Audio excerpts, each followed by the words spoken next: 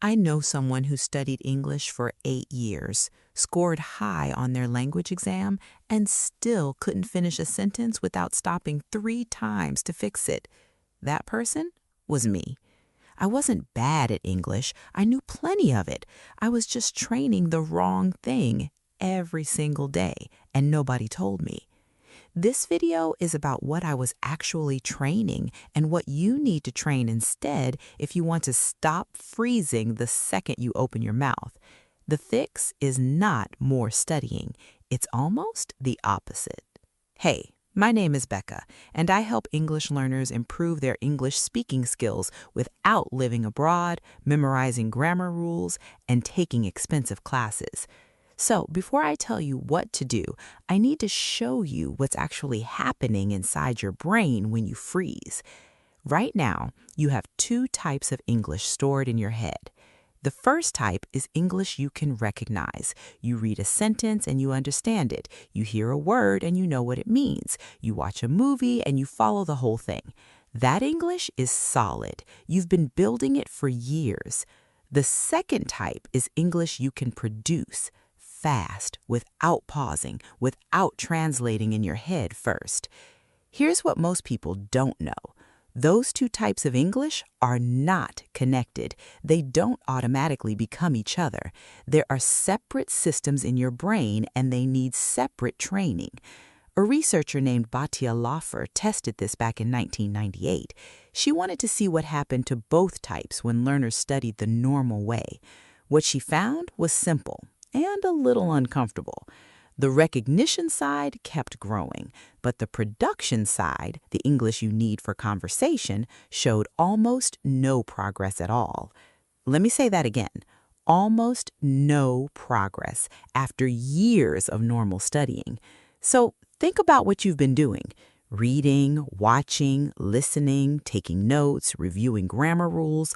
All of that trains the recognition side, and the recognition side is not what speaks.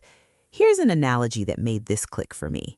Imagine someone who reads about swimming every day for 3 years. They study the strokes, they watch Olympic swimmers on YouTube, they can look at someone and explain exactly what they're doing wrong. Then someone puts them in a pool. They go straight to the bottom. Reading about swimming is not swimming, and the same applies to recognizing English is not speaking English. Those are completely different skills. So what I'm about to describe has a name. I call it the activation gap. It's the distance between the English sitting in your memory and the English your mouth can actually reach when someone is standing in front of you waiting for an answer. You have more English than you think. The problem is that almost all of it lives on the recognition side. Speaking requires the retrieval side, and you've never trained that side. Which brings us to the fix. And the fix has a name too. It's called retrieval practice. Here's what retrieval practice means in plain words. Instead of consuming more English, you start forcing your brain to produce it under pressure without looking anything up, even when it's uncomfortable and messy. And this is the part most people don't want to hear. The discomfort is not a sign that it's not working. The discomfort is what's making it work. When your brain struggles to pull out a word or phrase before you hear it, it builds a stronger connection to that word. When you just hear something and repeat it, that connection stays weak. One question before I go further. Think about the last time you studied English. Were you consuming it or producing it?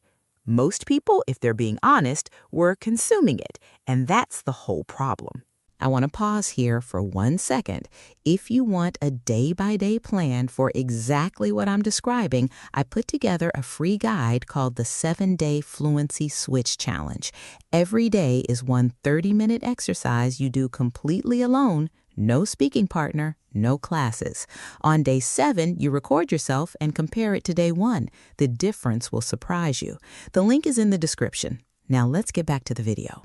All right, so what does retrieval practice actually look like when you do it? Here are 3 steps. Simple. Do this today. Step 1, Pick one realistic and specific situation, not speaking in general. Pick one specific thing. Maybe it's introducing yourself at work. Maybe it's telling someone what you did last weekend. Maybe it's answering, "What do you do for a living?" Keep it small and stick to one situation. Step 2, speak it out loud. Right now. Don't write it first. Don't translate first. Just open your mouth and try to say it in English. It will feel messy. Words will be missing. Sentences will be broken. That is not a mistake. That's training. Step 3, check and go again. After you try, look up the phrases you couldn't find. Listen to how they sound. Then close your notes and try the whole thing again from the beginning. That's retrieval practice. 3 steps. You are not filling your head with more English. You are training your brain to access what's already there. Now, let me show you something. Think of the word grateful. You've seen it before. You know what it means. If not, the word grateful means feeling thankful because someone helped you or did something kind for you. Now say a full sentence using the word grateful right now out loud without writing it down first. Go. Did you hesitate? Did you take longer than you expected? That pause is the activation gap. That pause is what retrieval practice closes. And here's what I want you to notice. The answer came, maybe slowly, maybe awkwardly, but it came.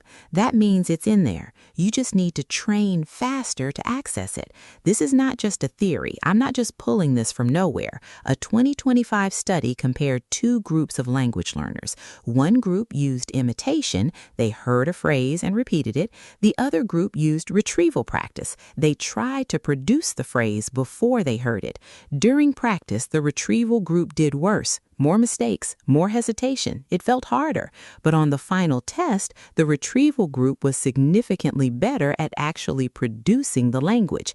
The difficulty was the training. The struggle was building the skill. There's another 2025 study that measured something called mean length of run. That's basically how long a speaker can go without pausing or stopping. Learners who used spaced retrieval practice, meaning they practiced producing language over time, showed real increases. They could speak for longer without freezing, not in a grammar test, in actual speaking. One more thing, about 75% of people experience speaking anxiety in some form. So if you freeze, you are not unusual. You are not broken. But here is what most people get wrong. They think anxiety is the main problem. They spend their time on breathing exercises and trying to feel more confident. Anxiety is a symptom. The real problem is that your retrieval system hasn't been trained. Train the retrieval, the anxiety gets smaller on its own. So here's what I want you to do today. Choose one topic, 1 minute. No writing, no translating first, just speak. It doesn't have to be good, it just has to happen. And keep repeating over time until you get it right and it's basically imprinted in your brain. And don't forget that if you want the full structure, exercises, and day-by-day plan for all of this, the 7-day Fluency Switch Challenge is free and it's in the description. Try it for 7 days before you decide you're bad at speaking English. If this video helped you, like it and subscribe, and I'll see you in the next one.